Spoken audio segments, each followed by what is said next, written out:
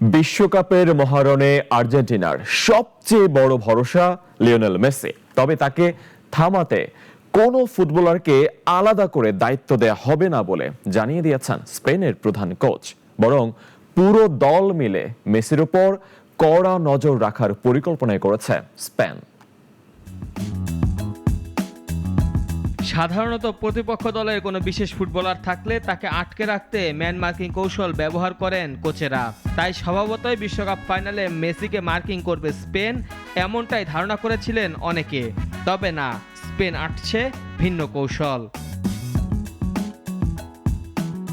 মেসিকে ম্যান মার্কিংয়ের জন্য নির্দিষ্ট কাউকে দায়িত্ব দেবে না স্পেন। ম্যাচ পূর্ববর্তী সংবাদ সম্মেলনে এমনটাই জানিয়েছেন স্পেন কোচ দে লা ফুয়েন্তে। তবে এতে প্রশ্ন জাগতে পারে, মেসিকে কি হুমকি মনে করছেন না স্পেন কোচ? বিষয়টি মোটো তেমন নয়, বরং সেভিয়ার কোচ থাকার সময় মেসির বিপরীতে খেলার অভিজ্ঞতাই ফুয়েন্তেকে বাধ্য করেছে এমন কৌশল নিতে।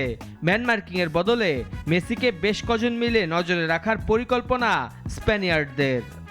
বার্সেলোনার বিপক্ষে খেলতে গিয়েছিলাম, তখন মেসি নামে এক অসাধারণ প্রতিভাবান ছেলের কথা অনেক শুনেছিলাম। তাই ম্যাচের শুরু থেকেই তাকে ম্যান মার্কিংয়ে রেখেছিলাম। 70 মিনিট পর্যন্ত স্কোর ছিল 0-0।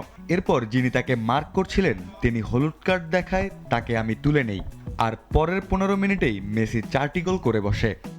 মেসি যেমন ফাইনালে আর্জেন্টিনার প্রধান অস্ত্র, তেমনি স্পেনের জন্য লামিনে ইয়ামাল। অনেক সময় দুজনের তুলনাও টানা হচ্ছে, তবে স্পেন কোচ দুজনের তুলনা করতে নারাজ। মেসি অনন্য, তিনি অসাধারণ প্রতিভাবান এবং তরুণ ফুটবলারদের জন্য অনুকরণীয় এক উদাহরণ।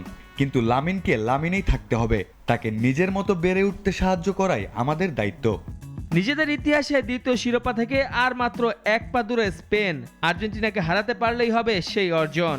দে লা ফুয়েন্তে তাই কি কৌশল আটেন মেসির দলকে হারাতে, তাই এখন আগ্রহের কেন্দ্রে।